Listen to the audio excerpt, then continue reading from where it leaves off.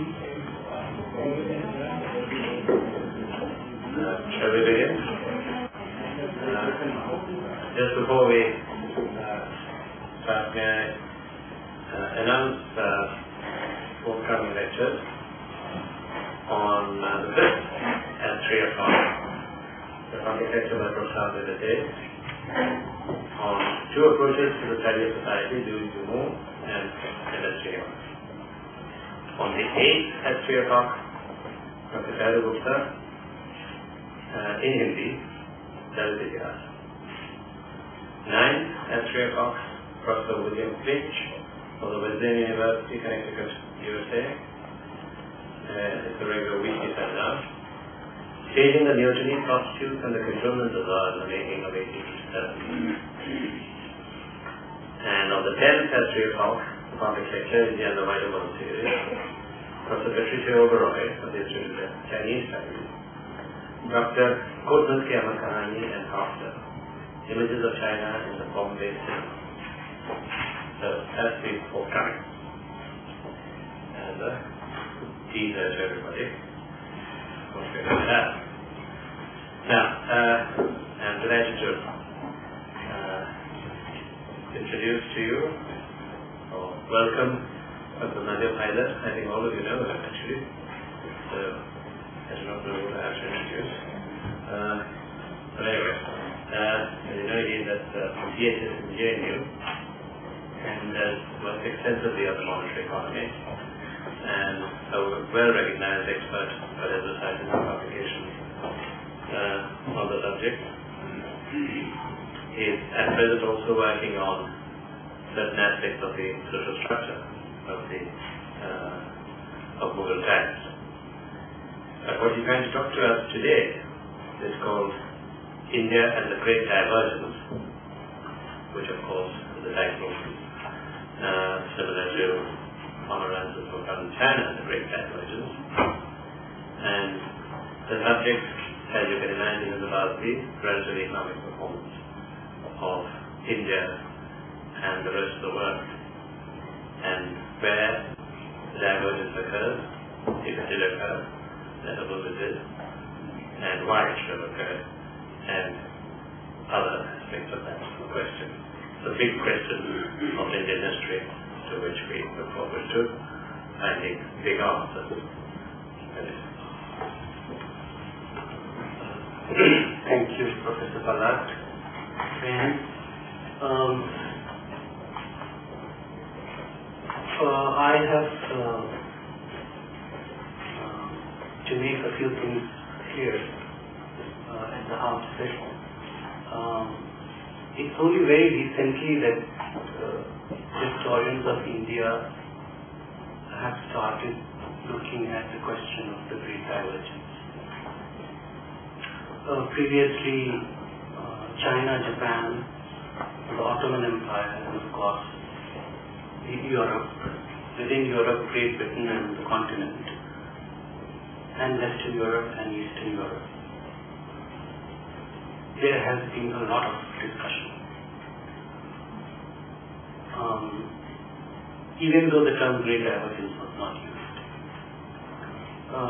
So this is a very preliminary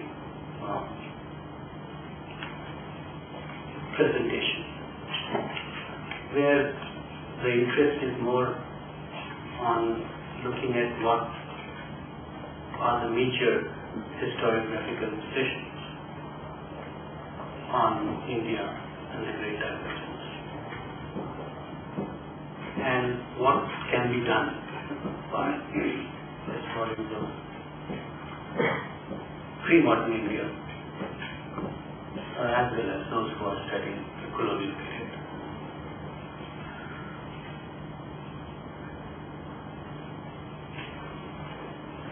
Now, as you all know very well, the term Great Divergence refers to a particular historical conjuncture where Europe and Asia parted company on the path of economic development.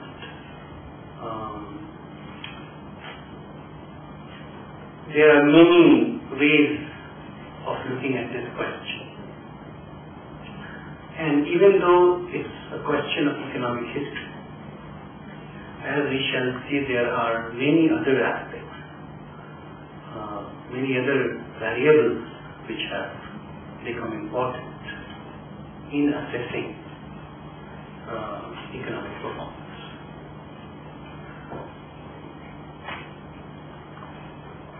I have put down a few positions in a synoptic form.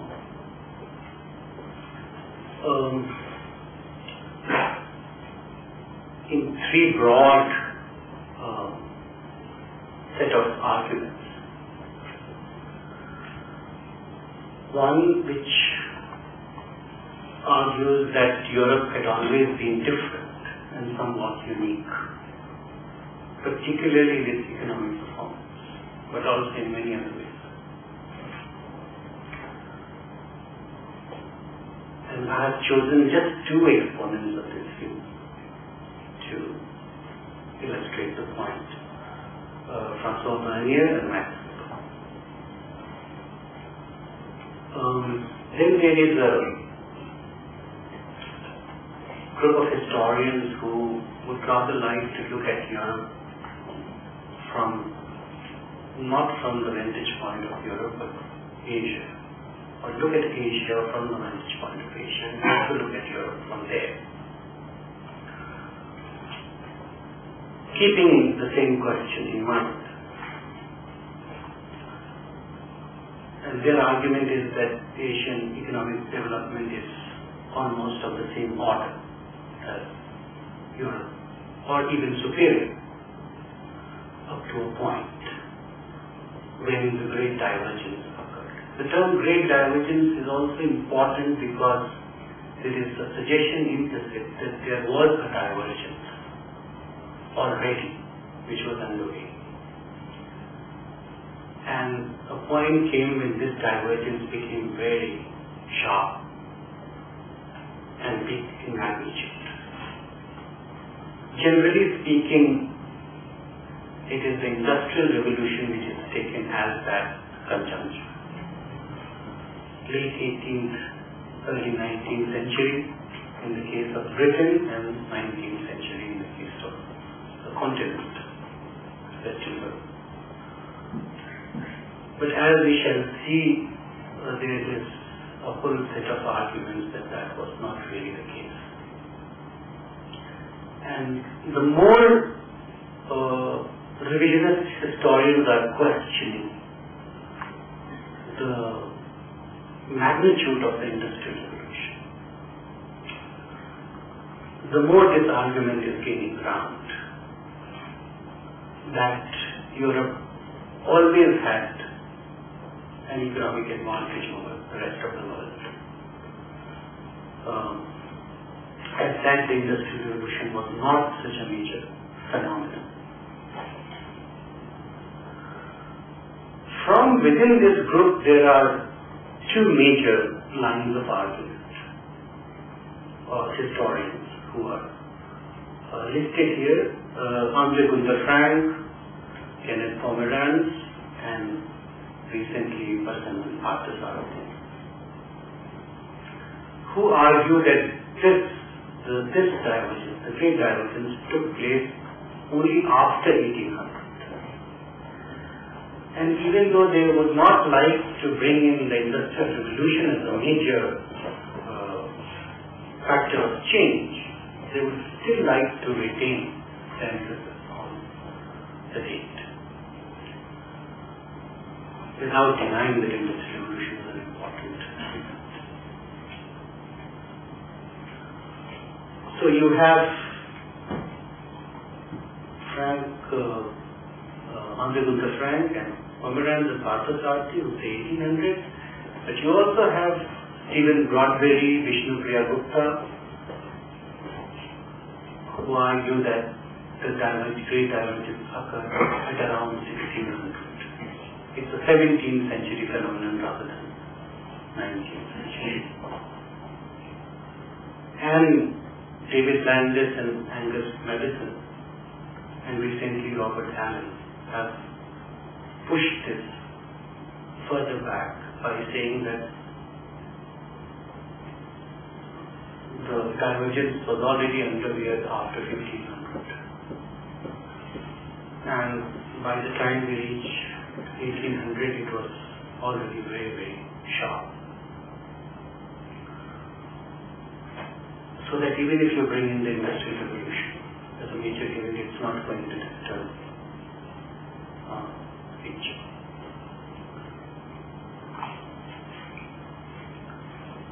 Now, all these scholars, historians use a particular methodology to make their arguments and claims. Some of them who are listed in the first, but also David Landis in the second, in the third, use largely qualitative data. Even though some of the questions they raise demand precision and weight in assessing the different aspects of the economy. Others like Broadberry and Gupta and Madison before them use quantitative methodology. But they also bring in culture.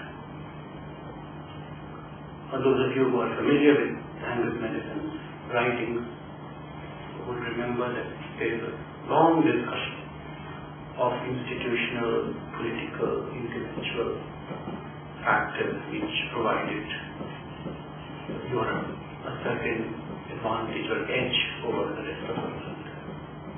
So here economic arguments are not seen purely in terms of figures or graphs or tables. They are there, of course. But these have to be contextualized, or as much as one can. Broadberry and Gupta are the only ones who are still sticking to a purely quantifiable set of arguments, without actually bringing in other variables.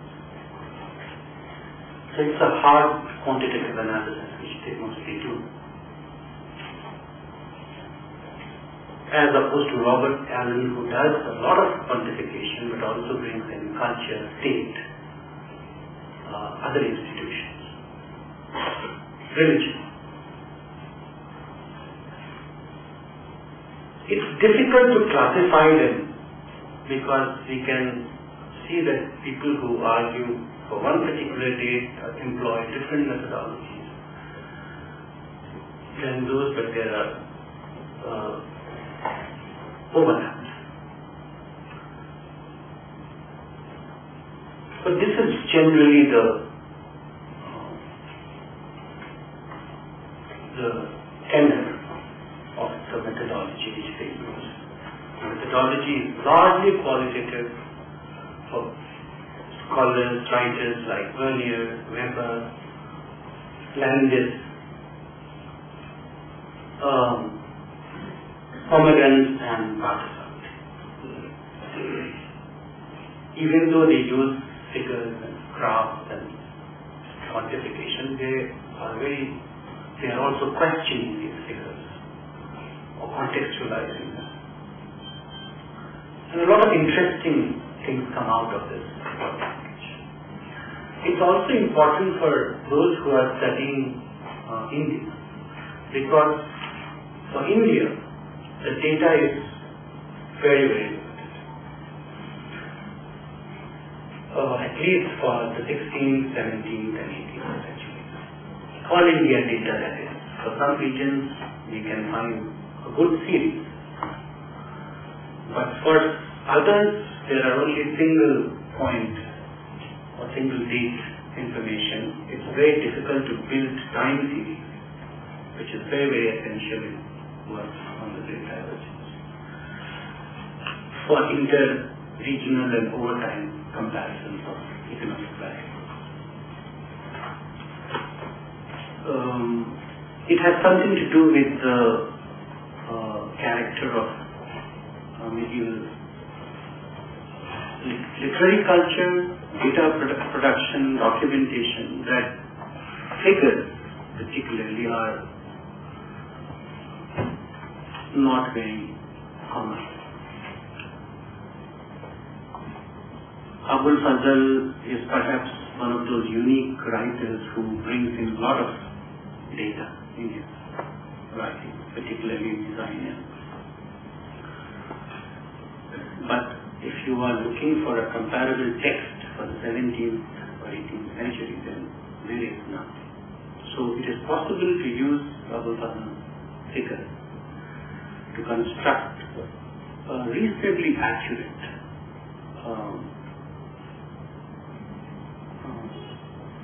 indicator at around 1600, let us say. But it's very difficult to compare it. That is the reason why most comparisons are done between 1600 and 1900 rather than between 1600 and 1700.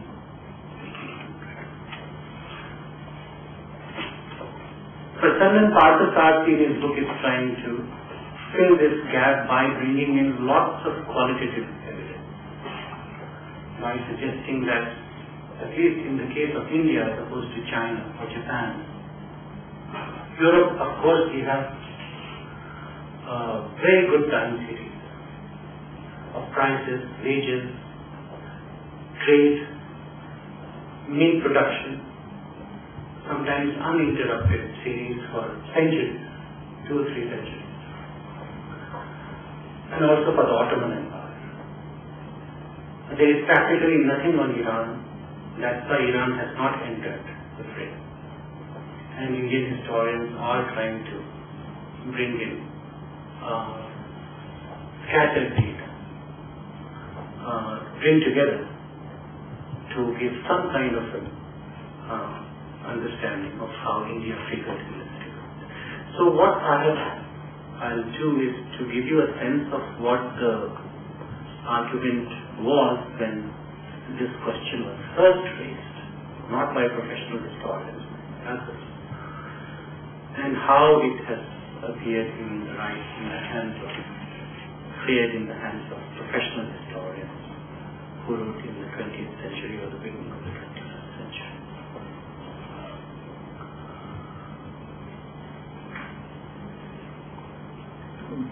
François Vernier, who was a French traveler and who lived in India in the second half of the 17th century with the Mughal Manishment Khan, and wrote a series of letters to his patron in France, believed that essentially Asia and Europe are different. One major point of difference was Oriental despotism, the political rule. Not only in India, but also in. He is making comparisons between India and France, particularly, and Eastern monarchies, and Europe generally. Ottoman Empire, Safavid Empire, and the Mughal. The reason why Indian or Oriental despot is so powerful, because the ownership of land lies in his hand. He is the owner of the soil. So he has immense resources at his disposal. Vernier was very shocked to find that there was no private property in India. And there was also no hereditary nobility. The two, in his opinion, were linked to each other. You can't keep moving your nobles in different parts of the empire, in France or in Europe, which the Mughal emperor or the Safavid Shah or the Ottoman king could do. So there was no hereditary dominial nobility in India because there was no private property in land. As a result, there was a serious economic problem.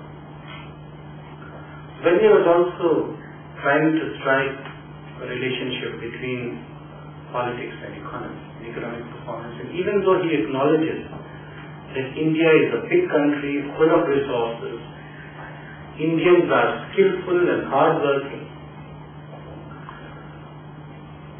its economy is going to go down as a result of this particular kind of despotic rule.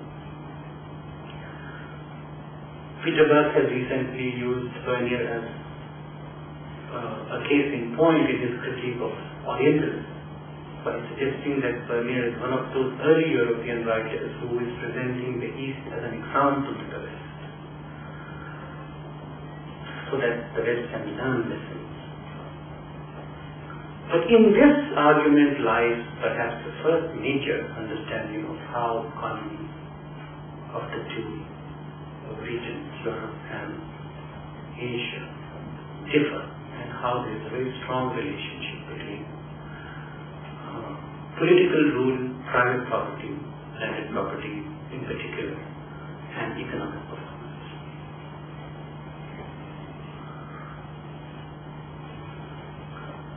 Now, Marx had a very interesting position on this. For him, it was not the king but the village community which had rights on landed property. And therefore, despotism was did not have such a crippling effect on, at least on agrarian economy. It was from the agrarian economy that the state drew much of its resources. But the village economy itself was largely subsistence oriented. There was very little exchange relationship that prevailed in the countryside in India. And even though there were towns, they did not really influence the character or the economic structure. There was marketization of agricultural and manufactured product. So he was aware and he emphasized that commodity production in the countryside is a major economic phenomenon,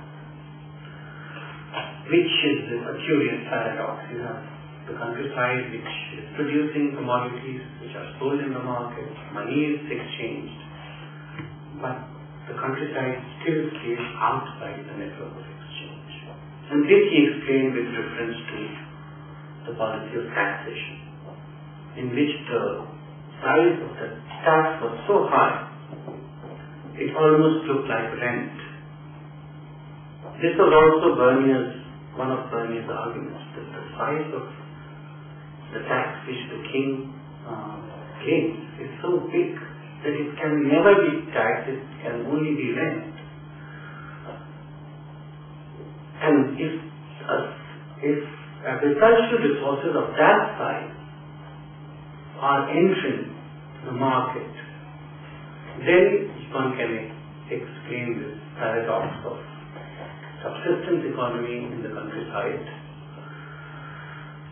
except for here and there in the periphery of kasbas, the townships, where you have markets, as well as the monetized economy in general. But the bottom line was that here is a society and economy which is fundamentally different from Europe, and also going to take a different trajectory. He devised terms to classify Asiatic mode of production and distribution of resources.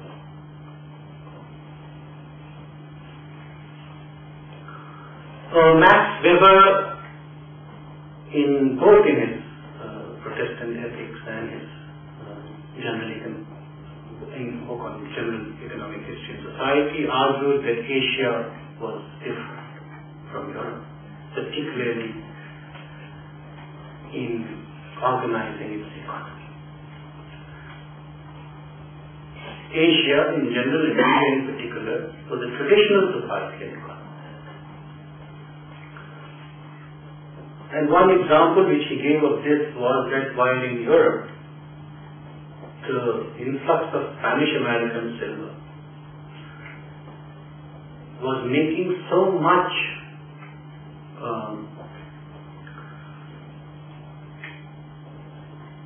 so many changes in the economy. Prices are rising, money wages are rising, income distribution is getting influenced, incentive is provided for production.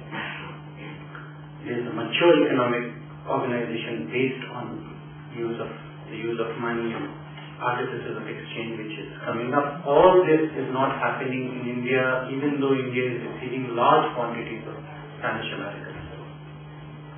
He denies the possibility of money producing similar effects in India as it did in Europe, precisely because of the traditional economic structure which India had. And there are other examples which he gives. For Europe, you are more familiar with this argument that it was Calvinism which was responsible for capitalism, superior economic organization in Europe, based on two or three major pillars. The first was predestination. Nothing is going to change if you are putting effort in something which is already predestined. Then you are wasting your time and resources. Therefore, traditional rituals and customs cannot influence economic structure. What can influence is the idea that you have to do your job or duty or your calling just as you do your religious duty. From these two religious and spiritual ideas, he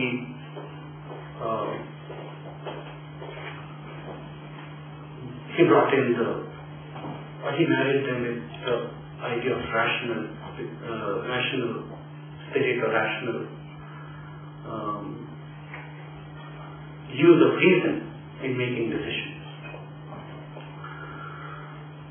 The end result, insofar as the economy was concerned, was that there was a very high rate of accumulation of resources, productive resources, which are then saved and invested. And there are other subordinate aspects of the argument which are important, but this is largely the difference which he saw between Europe and India, as much as he saw it within Europe, between areas which did not follow this particular idea of Christianity and those which did.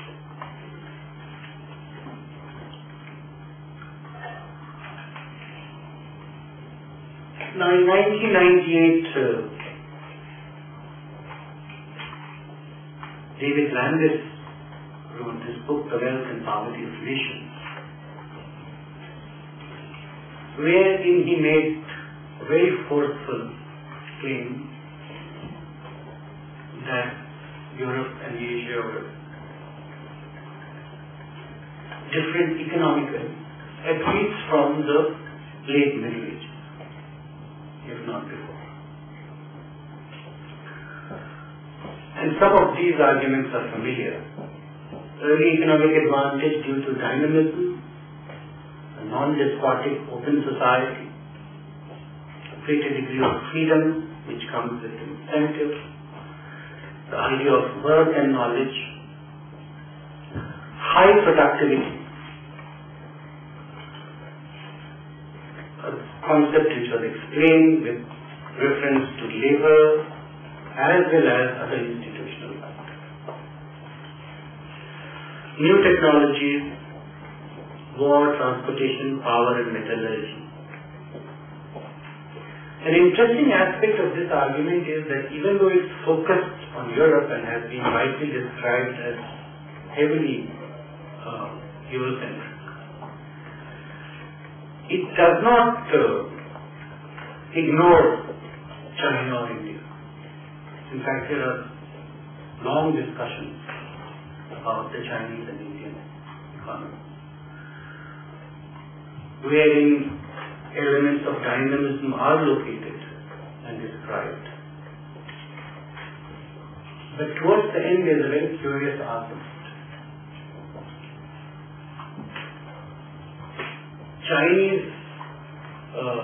The Chinese pioneered many technologies, revolutionary, potential far beyond their imagination. Also had a very fine institutional setup, market. But they were not able to put everything together. These things have to be put together. Whereas they are fragmentary in India and China. If you put them together, either with the help of a certain institutional setup, state for instance, in the case of Europe, or a group of people who are influential, elite, mercantile or nobility. That was lacking. And Europe, even though Europe did not have these technological breakthroughs and borrowed some of these technology, Europe was able to bring them together within one framework and give them a push towards rapid economic development. There has been a lot of criticism of David Landis' argument, which I'm sure we will be able to take up later during the discussion. What Landis, Weber and others had in common was that they used a qualitative method of assessment. Their arguments were not based on hard data, as we call them. It was Anders Madison who for the first time provided empirical basis to these arguments in the form of hard data and well-defined economic indicators such as the GDP per capita.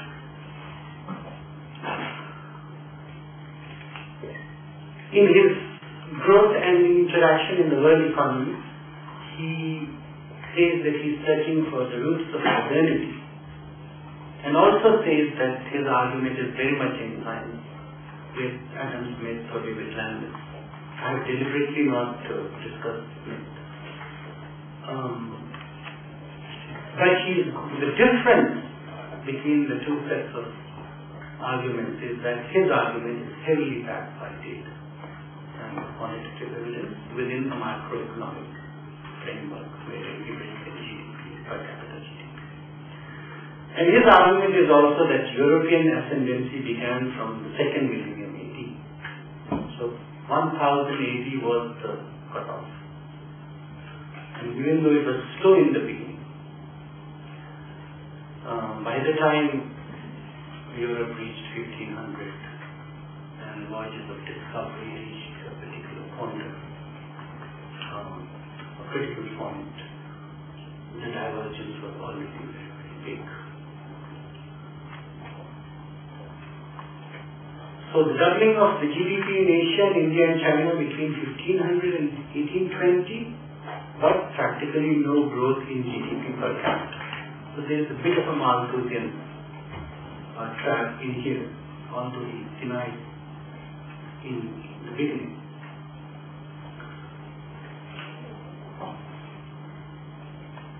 But as you can see, the population of Asia was 5 times of Western Europe in 1500. So it's very important to have figures based on GDP per capita rather than. And I have 2 tables which I have selectively produced from Madison's figures, and you can see the GDP figures here.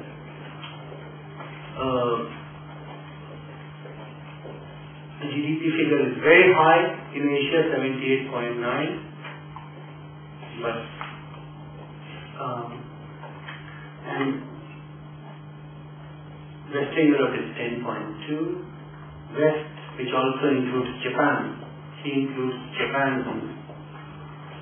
He does not treat Japan as part of Asia. So his figures on Asia are China and India, essentially.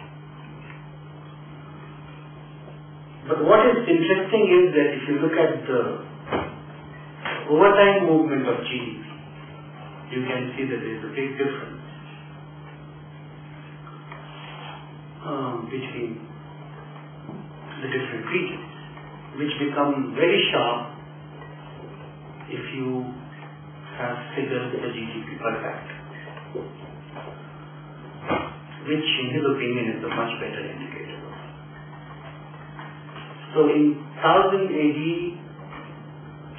Western Europe had $400, international dollars 1990. PPP. Asia 450. But in 1500, Western Europe was $771, Asia 570. So the great divergence has already started taking place by then. And of course 1820 was a big difference, at least between Western Europe and Asia, and of course also Western Asia, if you include Japan.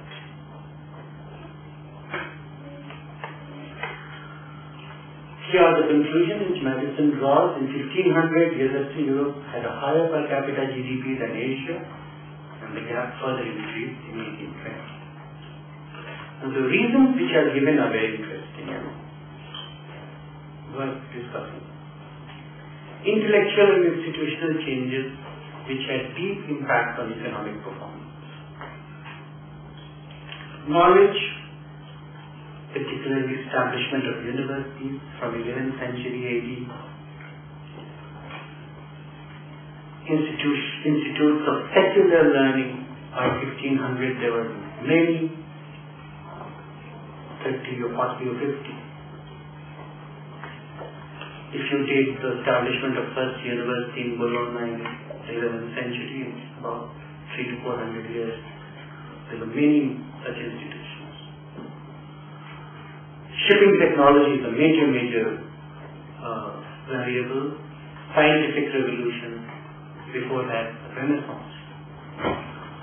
After scientific revolution, enlightenment. But also urban training centers with sophisticated commercial practices. Particularly Venice, Genoa on the one hand and Flanders on the other. These two sides of Europe, southern and northwestern, had huge urban trading center with sophisticated commercial practices, use of instruments of exchange, a very highly developed system of accountancy which made contracts enforceable. The legal system was more and more impersonal and inflexible compared to India, for instance. Christianity, a major factor by introducing a certain, by denying polygamy, prohibiting polygamy or widow remarriage, or marriage with siblings, emphasizing celibacy, had a very important contribution towards controlling population. And also creating a sense of belonging, cutting clan and other loyalties, local loyalties. So creating a larger unit which can also work as an economic unit. an attachment to the idea of nation state also had its roots in Christianity.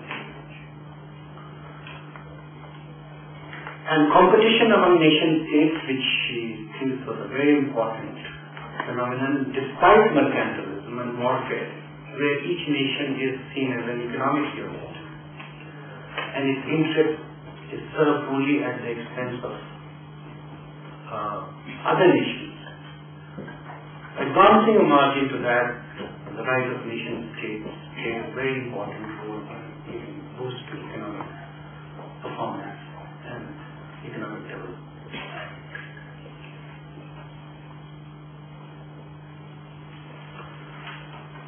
Much more data and rigorous analysis has backed Angus Madison's conclusions in England. And there are two groups of historians in England who are working for many years now with teams of students, scholars, on giving shape to these conclusions. And I have chosen Robert Allen and Bradbury and Gupta as examples of these two. Robert Allen has argued that institutions, culture and geography are very important aspects of economic development, but they are underlying factors. More immediate causes of divergence are technology, globalization, how you integrate markets to your advantage, and economic policies. And argues that the Industrial Revolution itself was the result of the first phase of globalization, which began in 1500.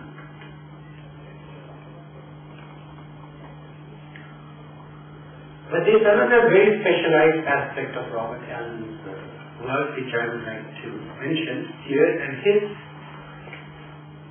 emphasis not on GDP but on real wages as an accurate indicator of well-being. His argument that GDP figures, even if you have per capita GDP figures, they level out differences. And since in pre-modern times resources are concentrated heavily into the hands of a small group of people, fewer people, it can always give you a skewed understanding of income distribution and standard of living. So better measure is real wages. Money wages adjusted with a basket of commodities and their prices, or consumer price index, if you like, CPI, which is with an argument that $1 a day is bare bones subsistence. And if that is the floor, one can measure the well-being of different social groups in different parts of the world. And argues that Europe and Asia diverged after 1500, same as Madison or Landis, keeping in mind the period between the 500 years between 1000 AD and 1500 AD was also a very critical period.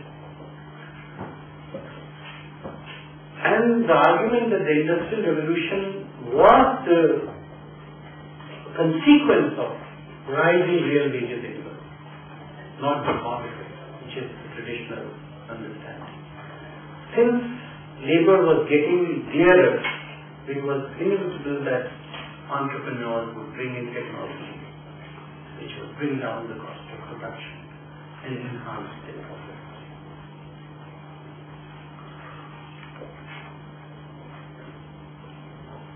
This is a table from one of his essays on the Great Divergence, where you can see that he has constructed a basket of goods for Europe and Asia. Can you see from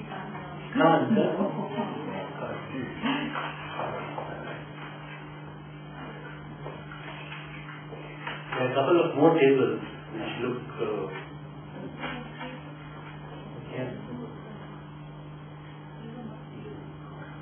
इसको दबाने से इसको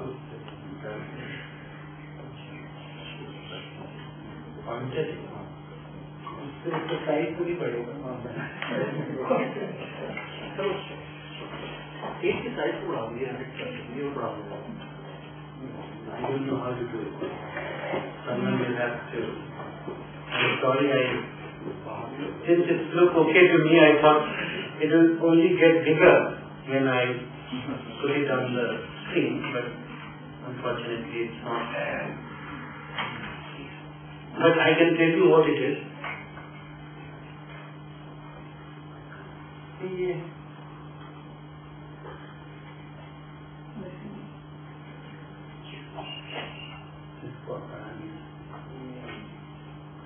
मैंने एक बार कोशिश की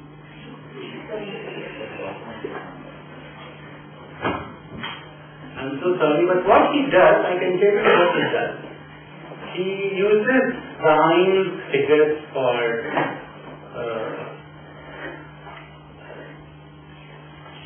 ranges of unskilled and skilled workers as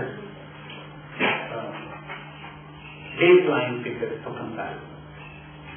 1595, and from that he has, and I can tell you, in 1600,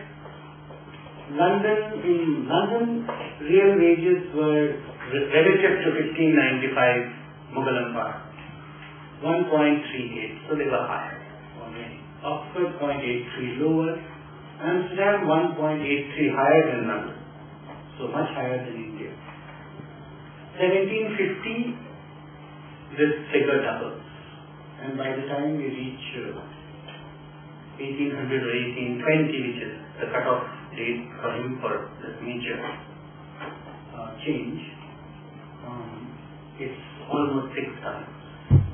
So real wages are therefore relative to India increasing, not only increasing in absolute terms in England, in Britain, but also increasing relative. And there are other interesting data and conclusions which brings in to explain his argument, which in some aspect resembles Madison and Landis, but in others.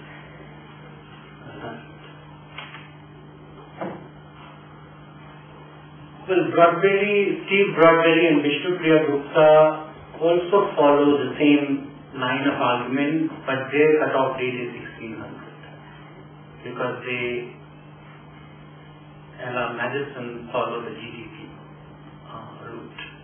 And the first GDP figure for India is 1600, perhaps the only GDP figure that can be calculated because of the Ain statistics of the Ain. We do not have any GDP figures for 1700 or 1800. So it's very difficult to build a time series for India, which one can do by using other economic methods, or which I'll show you in a table how they have constructed and compared Indian GDP with Britain using a complex method of calculation which has been questioned recently by Pakistan. But the conclusions are here. The Great Divergence had already begun during the early modern period, which is between 1600 and 1650. And even though India was prosperous at the height of the Mughal Empire, much of this prosperity had disappeared past the 18th century. Can this be seen from the back? So here you can see that Indian GDP per capita in 1600 is 792 international dollars, 1990 international dollars.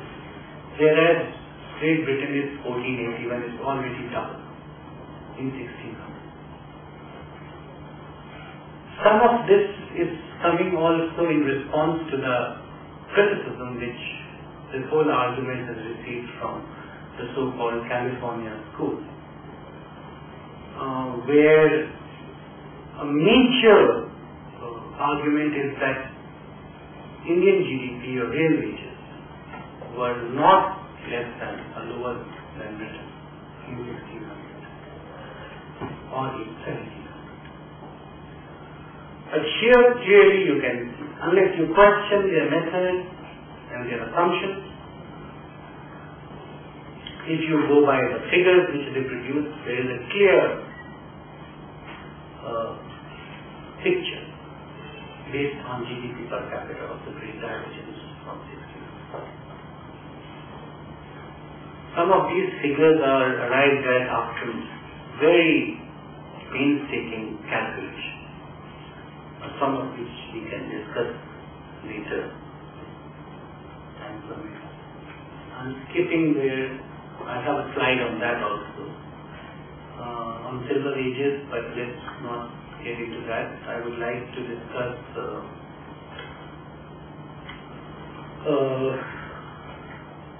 those who have offered a critique of this whole argument.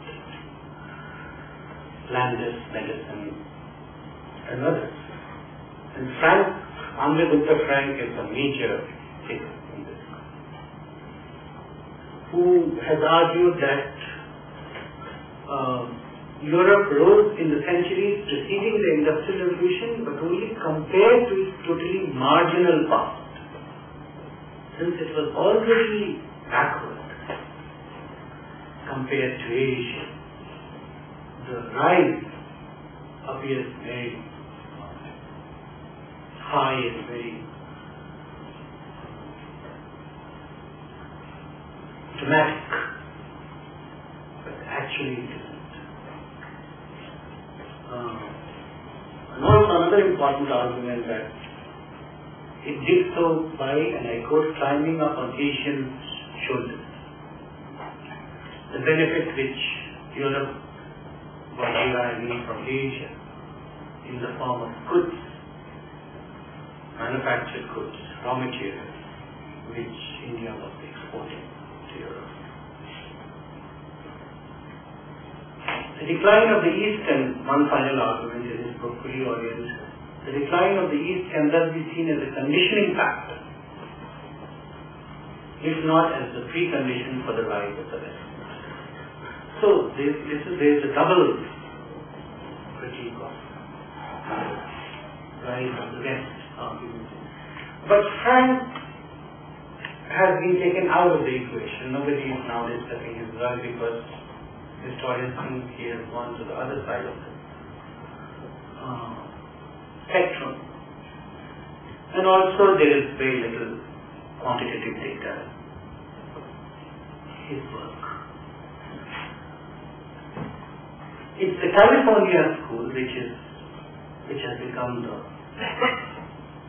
major protagonist of this particular viewpoint. That China and Europe were comparative in institutional and political framework. Chinese property was secure, Chinese family system kept the fertility rate low so that the population grew no more rapidly in China than in Europe. There was also an integrated market for commodities and for land, labor and capital, similar to Europe. As a result, productivity and living standards were similar at both ends of Eurasia. And towards the end argument, which is the new argument in Ken Pomerantz's book, that the Industrial Revolution happened in Europe not because of any cultural difference, and that it did not happen in. We'll soon quickly look at his methodology. Something like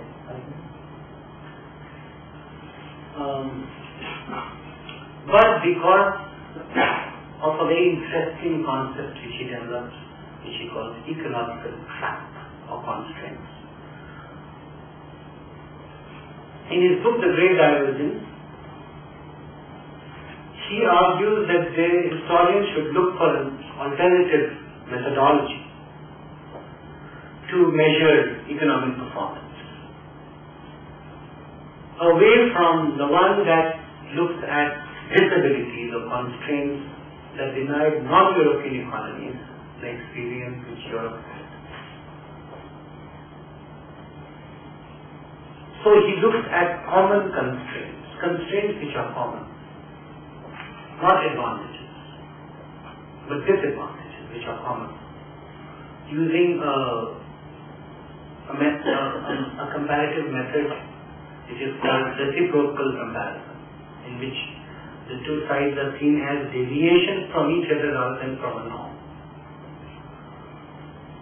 Now this ecological trap was limits on quantity and use of land and landed resources, mineral resources, leading to limited stock of food, supply of fiber for textiles, and supply of fuel or energy.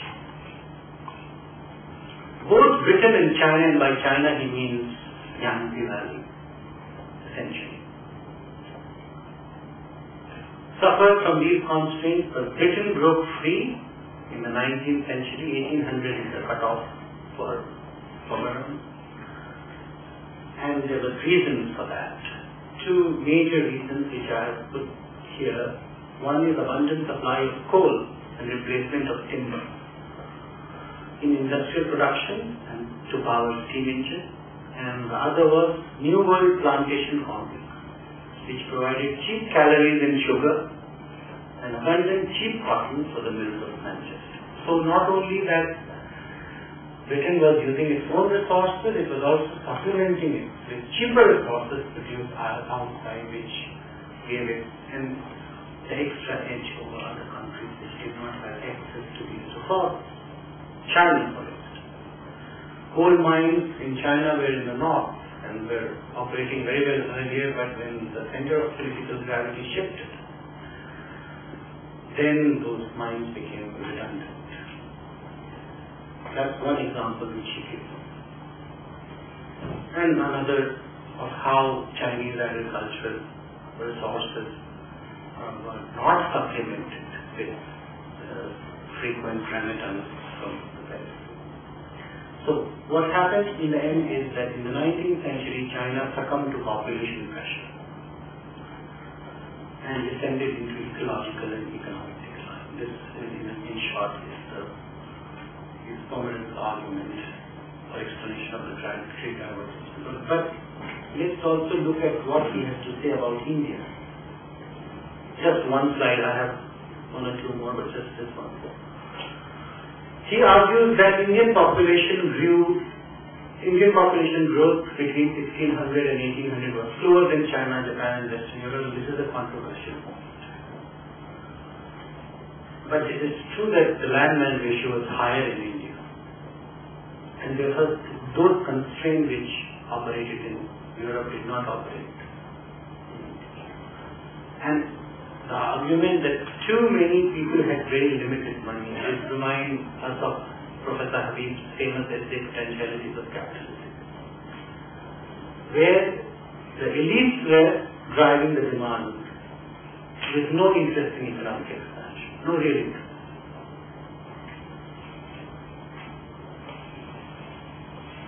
He also says that the caste system in India was detrimental to economic growth, even though it allowed resources to be used more rationally compared to Japan and China, where there were no institutional checks on overuse of resources. But that said, generally speaking, it put a brake on economic and population growth. No incentive for artisanal innovation, hierarchy, reciprocal exchange, valorization, limited pursuit for financial profit. If you are not getting the right price of your product, if the price of your product is decided by somebody else in his interest, and as an artisan or peasant, you will not like to expand or put in your efforts or money in expansion.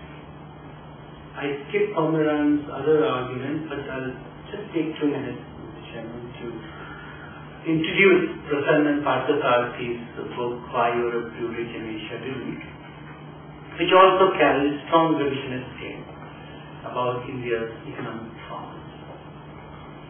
His major argument, which he first put forward in 1998 and reiterated in 2011, it should be 2011, that living standards in South India during the 18th century were just as high as in Britain. So there was no reason to believe that, at least in the 19th century, Europe was, in general, and Britain in particular, was any better than India. And even though he has figures only from South India in his 1998 article, he is now bringing, if not figures, a lot of qualitative data. And that has been much in line with Kenneth Pomeran's book, that they bring in lots of qualitative data to buttress their small pool of quantifiable data. Cotton trade and bullion inflows are signs of highly commercialized economy. In fact, there is a long section on India's cotton textile production and trade. Grain wages were higher in India. So silver wages are not important because the price of silver in India was high compared to Europe, from where silver was coming. So for a limited quantity of silver, half in South India, third in Bengal, workers were able to get the same quantity of grain compared to England. He also argues that the state in India was weak. Therefore, its intervention in economic affairs, which had ever since Adam Smith wrote his famous passage on China, is not sufficiently persuasive. But the route which he takes is controversial. Because he could have jolly well done that by arguing that there was a strong state but it was not intervening in economic affairs, which has been the position. Bavarian rationality, therefore, was present in India. I'm sorry, I'm doing a bit of injustice to Parthasarathy. This we have already covered. The final slide. British industrialization was driven by cotton industry, use of coal and steam for power and transport, and he gives three reasons for that, which were not present in India. So you can see that it's the same conceptual rehearsal as you find in Kenneth Pomeran's use of constraints. But in many ways he disagrees with Kenneth Pomeran's views on India, particularly, and I'm only interested in that. There is a picture which we get from this, but I would rather like to stop here and let Mr. Chairman initiate the discussion so that we can bring in other aspects of the great divergence which I have not been able to